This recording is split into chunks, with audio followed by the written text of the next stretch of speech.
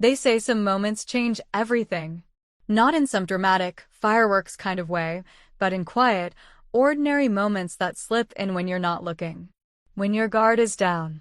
When life feels numb, and you're just going through the motions, thinking nothing exciting could ever happen again. That's when it creeps in. That shift. That pull. I didn't know a simple offer in the kitchen would be one of them. Honestly, it started with a laugh. A spoonful of something sweet. I was barefoot, hair up, apron on, just another tired Thursday afternoon. The kind of day that blends into the last 20. Same dishes, same silence, same me. But then he walked in. David. My stepson. He was just visiting from college, staying a few weeks while his dad traveled for work. Nothing unusual, really. We'd always been close. Always had a kind of banter, like two people who understood each other in a house full of people who didn't talk much. But that day, something was different. He leaned against the counter, arms folded, and smiled at me like I was interesting. Like he was seeing me for the first time, not as his dad's wife, not as the woman who reminded him to take out the trash, but as someone else entirely. And when I turned to offer him a taste, just a spoonful of the custard I'd been working on, something in his eyes didn't move. He didn't blink, didn't laugh. He just stared. And then he said something so casual, so playful, I didn't even flinch. Only if you feed it to me. I smiled, rolled my eyes, brushed it off like a joke. But when I brought the spoon closer, he leaned in. His lips touched the metal, slow, deliberate.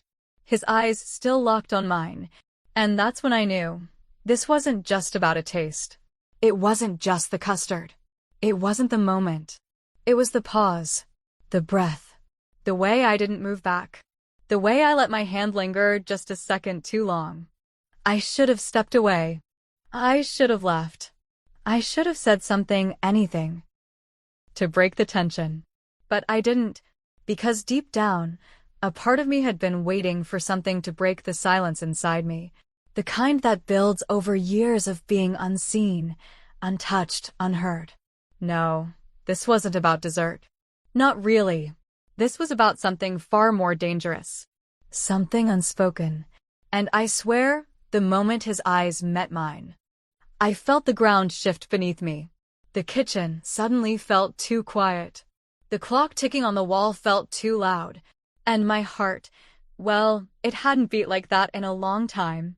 You ever have a moment that feels completely harmless on the outside, but something deep in your gut whispers otherwise?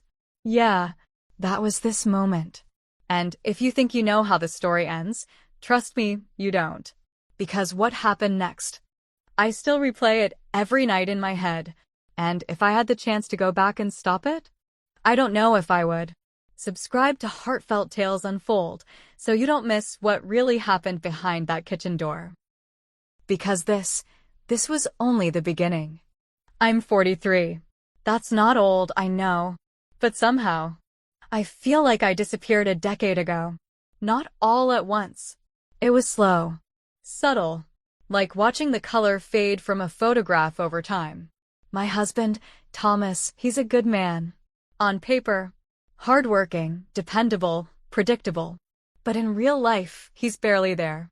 Even when he's home, it feels like he's somewhere else. Always on the phone, always tired, always distracted, always too busy to really see me. The kind of man who says thanks when you hand him dinner but never looks up from the news. We used to talk. We used to touch. I remember the way he used to hold my hand just because he felt like it. Now we sleep back to back. Two bodies in one bed, separated by miles of silence. Our meals are quiet. Our weekends feel long. Our conversations feel like transactions. And somewhere in all that stillness, I started to wonder if maybe I was asking for too much. If maybe this was just what marriage looked like after 20 years. Then David came home. He's Thomas's son from a previous marriage. I've known him since he was 10. I helped raise him, taught him how to cook scrambled eggs, packed his school lunches, stayed up with him when he had the flu. But this David, the one who walked through the front door from college, he wasn't the same boy I remembered. He was taller now, his voice deeper, his eyes sharper, more aware. There was something behind his gaze. Thoughtfulness. Curiosity. A quiet confidence that didn't ask for attention, but seemed to command it anyway. He was only staying for a few weeks while classes were out. I didn't think much of it. Just another visit. But from the very first day, I noticed something different. He listened when I spoke. Not out of politeness. Not the way most people do, nodding while looking past you. No, he really listened. He'd ask how my day was. Then he'd wait for the answer. He remembered the small things I mentioned, things even Thomas never bothered to notice. He'd pop into the kitchen just to ask what I was cooking. He'd offer to help carry groceries. He laughed at my old stories like they were brand new. At first, I told myself it was just kindness. That he was just a good young man being respectful. But part of me was starving for that kind of attention. And when you're hungry long enough, even a crumb feels like a feast. The house felt lighter when he was in it. I started looking forward to the sound of his footsteps, to the way he'd lean against the doorway and ask if I needed a taste tester, to the moments when it was just the two of us in the room, sharing stories or laughing over something silly. It was innocent. Completely innocent. But there was something under the surface. Something I didn't want to name, but couldn't quite ignore. It wasn't anything he said. It was the way he lingered when I spoke. The way he watched me when I thought he wasn't. The way I felt when I caught his glance from across the room. It was subtle, gentle, almost nothing at all. But after years of being invisible, almost nothing felt like everything. It was a Tuesday. Late afternoon. The kind of quiet, still hour where the sunlight starts to lean golden across the kitchen tiles. Thomas was out meetings as always. I had music playing low in the background, sleeves rolled up, trying out a custard recipe I hadn't touched in years. It felt good to be focused on something. I was humming along to the tune when I heard the door creak. David. He stepped in without a word, leaned against the frame, and just watched me. There was a softness in his expression. Calm. Curious. I didn't turn right away. Just smiled over my shoulder and said, "You always come in here when you smell sugar." He laughed. "You always make it hard to stay away." I looked back at him then. He was wearing a plain white t-shirt. Hair slightly tousled, like he'd just gotten out of bed. But his eyes, those stayed on me, steady and unreadable. I held out the spoon. "Come on, taste it.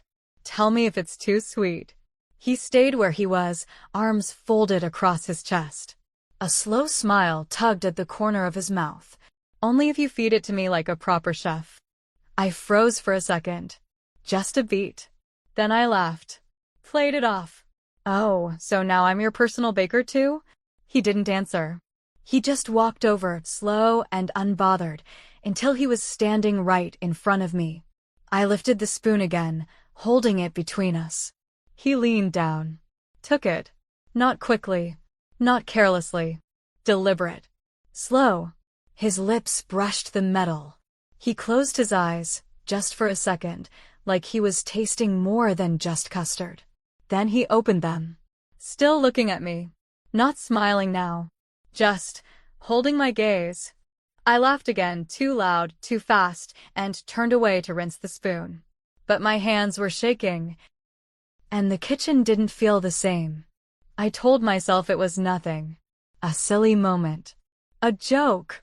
But for the rest of the day, I couldn't stop thinking about it.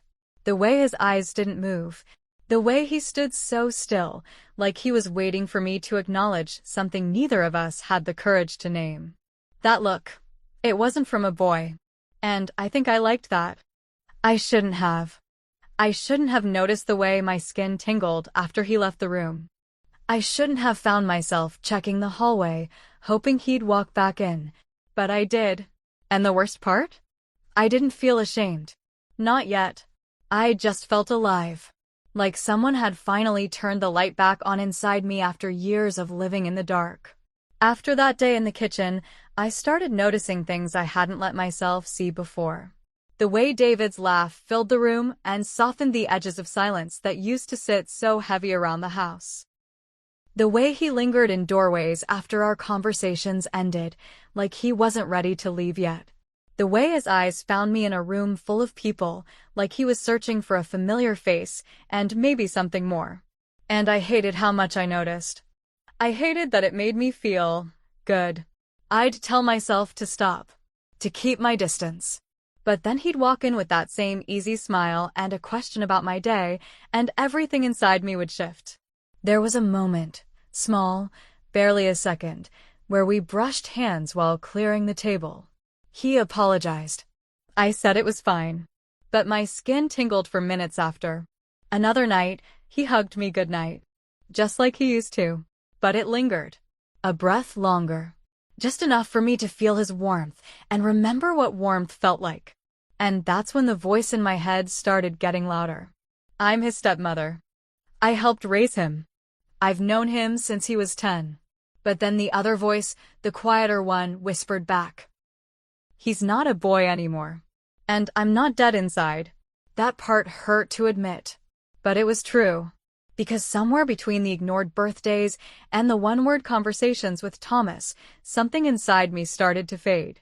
I remember one birthday, 2 years ago, when I waited all day for a call, a note, even a text. Nothing. I made dinner that night. Lit a candle for myself. He walked in, asked what was for dinner, then turned on the TV. Didn't even notice the cake. Didn't even ask why I looked tired. That night, I cried in the shower.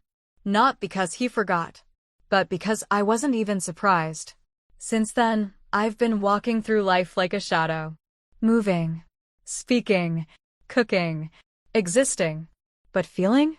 Feeling had become something distant. Something I used to do. Until David looked at me that way. And now, I didn't know what to do with the way my chest fluttered when he entered the room. Or the way I found myself changing shirts twice before dinner. Or how often I caught myself wondering what he was thinking when he looked at me. Was it kindness? Was it curiosity? Was I imagining it all? I watched him closely, trying to find answers in how he smiled at me. How he asked if I needed help with the groceries. How he lingered in the kitchen when he didn't need to be there. But I couldn't tell. Maybe I didn't want to know. Because what if I was the only one feeling this? What if I turned my hunger for affection into some twisted illusion? But then again, what if I wasn't? What if the silence between us wasn't silence at all, but something thick and unspoken, something waiting? The guilt would come in waves. I'd feel it late at night, lying in bed beside a man who hadn't touched me in months. I'd stare at the ceiling and ask myself who I was becoming. What kind of woman lets these thoughts take root? But then morning would come, and David would walk into the kitchen with sleepy eyes and a soft smile and ask if I slept okay. And I'd forget every promise I made to myself the night before. Because in those moments, those simple, stolen moments, I didn't feel like a wife. Or a mother figure. Or someone past her prime. I just felt alive. And I didn't know whether to feel grateful for that or terrified. The kitchen became our place. It always had been, in a way, but now it felt like a shared secret. A space suspended between what was allowed and what was felt, between routine and something else entirely. David started helping more, not just watching, but moving beside me. He'd chop while I stirred. He'd stand behind me to reach for ingredients, brushing past me with casual closeness that lingered just long enough to make me forget what I was doing. We cooked like we'd been doing it for years, like we knew each other's rhythms. He started bringing up new recipes, sending me links, printing out ideas he thought I'd like. He said it made him feel calm, being in there with me. I told him it made me feel seen. I didn't mean to say that last part out loud, but I did. He didn't laugh. He didn't change the subject. He just looked at me with something unreadable in his eyes and said, "Me too."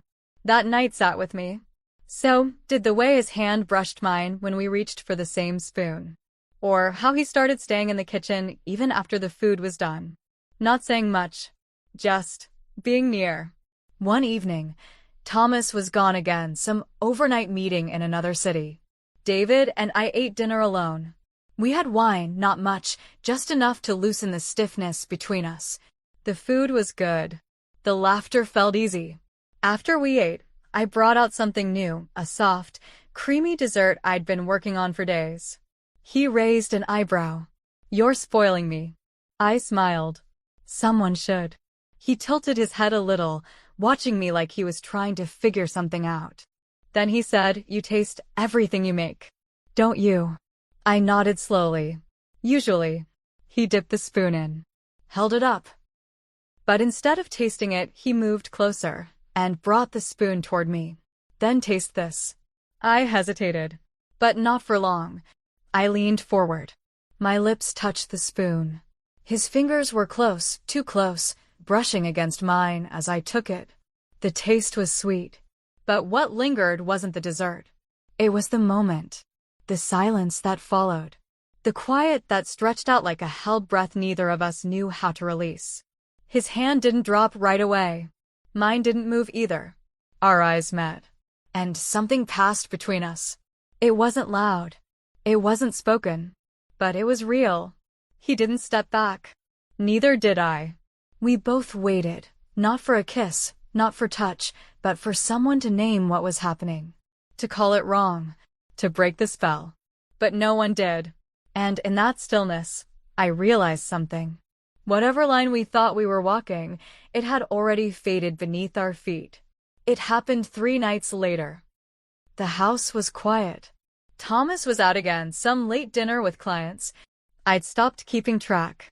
I was curled up on the far side of the couch, blanket around my legs, a half-empty glass of wine on the table beside me. The TV was on, but I wasn't watching. Just letting the flicker of light distract me from the ache I couldn't name. David walked in without saying anything. He didn't ask to join me. He just sat down, closer than usual. Not touching, but close enough to feel the warmth between us. We sat like that for a while. Then, out of nowhere, he said softly, "You look sad tonight." I didn't answer. Not right away. Then I said it before I could think better of it. "I don't think anyone really sees me anymore." He didn't speak.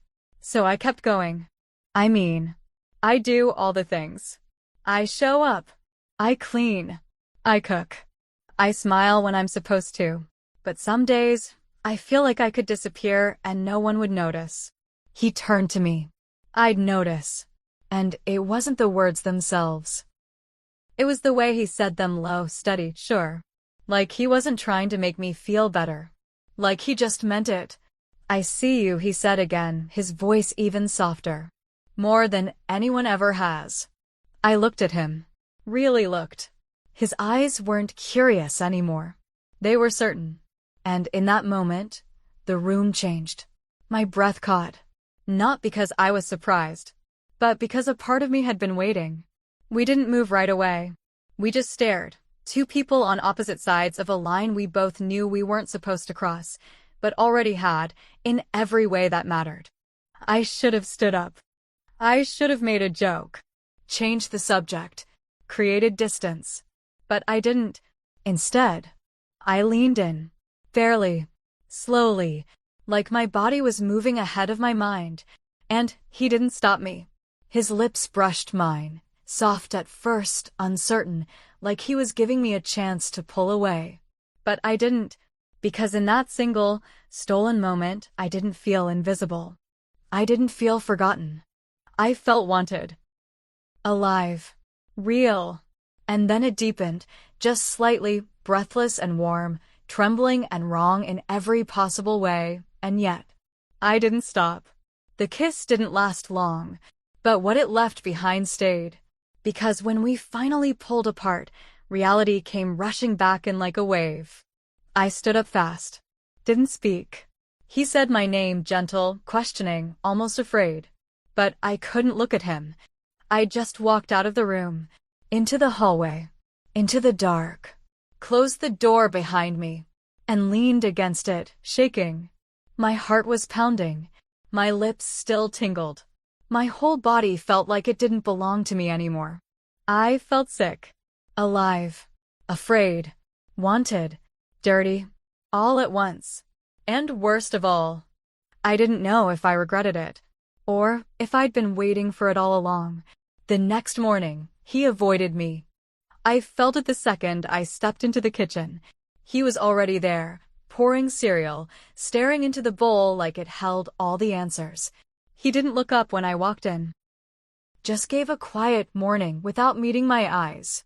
I nodded, tried to match his tone, pretended I didn't notice the way his shoulders stiffened when I reached past him for a mug. The silence between us felt thick. He finished eating in record time, rinsed his bowl, and walked out. No laughter, no casual banter, no light touches. Just gone.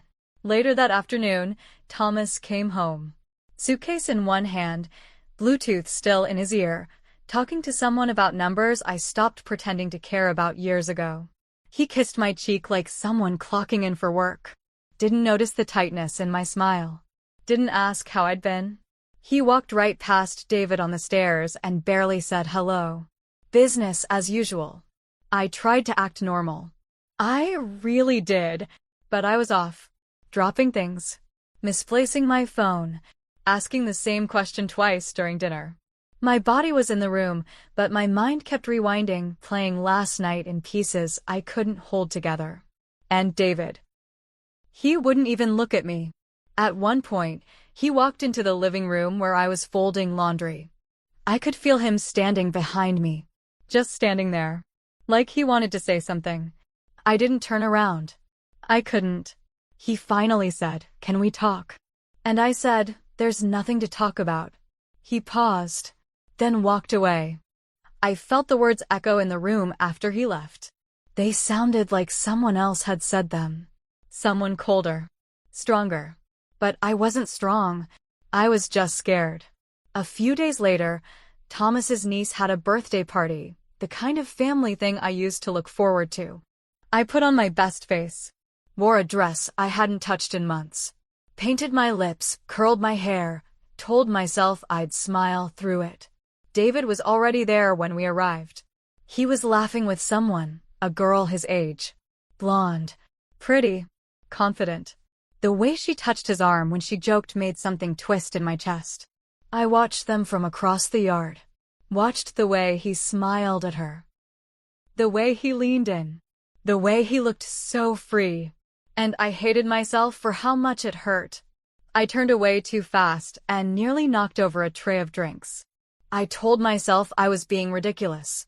He was 19. She was beautiful. It made sense. But inside me, something cracked open. Had it meant anything to him? Was I just some passing impulse he regretted? Some fantasy he indulged because the moment made it easy? Because when I looked at him, really looked, I couldn't tell anymore. He never brought it up again. Not with words.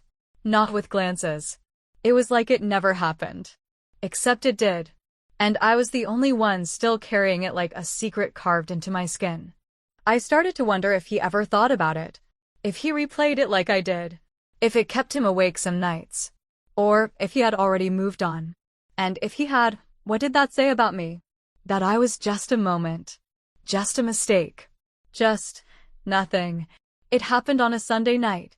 The house was quiet, not peaceful quiet. Just empty. Hollow. Thomas had gone to bed early. David was out somewhere, and I didn't ask where.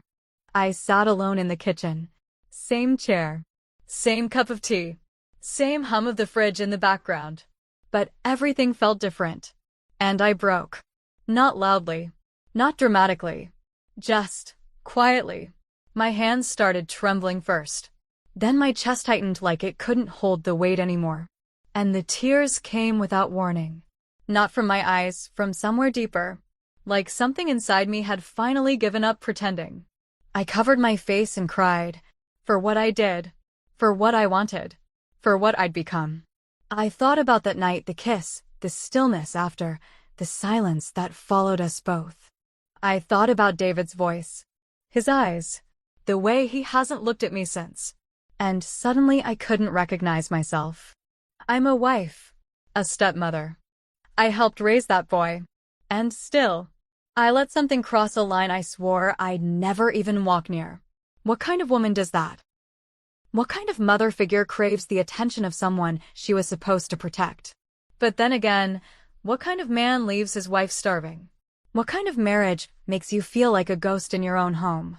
I started to wonder if I'd imagined the whole thing, if I was so desperate to feel something, anything, that I read into kindness and made it something it wasn't. Maybe David was just being sweet. Maybe the look in his eyes was just familiarity. Comfort, not desire. Maybe I invented it all. But no. No. There was something in that moment. I know it. You don't hold eye contact like that over a spoon of custard and call it nothing. You don't brush fingers. Lean in, kiss, and then just pretend it was the wind. Still, it haunts me that I don't know what it meant to him. Because it meant too much to me. And now I don't know how to move forward. I've thought about telling Thomas. Just blurting it out. Letting the whole thing collapse and finally breathing in the wreckage. But I can't. It would destroy him. It would destroy David. And, maybe worst of all, it would destroy me. Not just my image, but the tiny, flickering piece of me that felt alive for the first time in years, even if it was wrong. Even if it can never happen again. I've thought about leaving, packing a bag, disappearing for a few days, finding space to think without their eyes on me. But then I wonder, what if I'm the only one still thinking about it? What if he's moved on? What if to him it was a moment, a mistake, and nothing more? What if I'm the only one haunted by it? The only one still running that night over and over in her head like a broken film reel? That thought hurts more than anything else. Because it would mean I wasn't even a mistake worth remembering. Just something that happened. Just something that passed. And maybe that's what I deserve. Have you ever crossed a line and then questioned if the line was ever really there? Or worse, if you wanted to cross it the whole time? I still don't know what to call it. Was it emotional cheating? Was it betrayal? Or was it something more quiet, something lonelier? Was it just a woman craving to feel seen? Touched? Chosen? I didn't plan for any of it, but it happened. And now I sit with this ache, not just from what I did, but from not knowing what it truly meant. So I'm asking you, please, tell me in the comments, was I wrong? Or was I just human? Have you ever felt something that made no sense, but felt like the only thing keeping you alive? Because I need to know I'm not the only one who's felt this way. I need to know I'm not alone. And if this story reached you in any way, if it made you feel something you haven't said out loud yet, then like this video, subscribe, turn on the bell. Because here on Heartfelt Tales Unfold, we peel back the layers of the human heart, one truth at a time. And some truths aren't pretty, but they're real. Candle closing reflection, warning or lesson, 58:31, 1 hour, narrator's voice only. Sometimes, hunger isn't for food. It's for being seen. It's for hearing someone say, I see you. Not out of obligation. Not out of duty. But out of something real. Sometimes, you go so long without feeling that when someone finally wakes that part of you up, you forget to ask if it's safe. You just feel. But the cost of one taste might be the ache that never goes away. I'll never know if David remembers that moment the way I do. If it replayed in his head the way it replays in mine. But I carry it. Like a scar I can't show. Like a secret I'll whisper to no one. But that lives just beneath my skin. And maybe some stories aren't meant to have endings. Just consequences. Just silence. Just confessions whispered into the dark.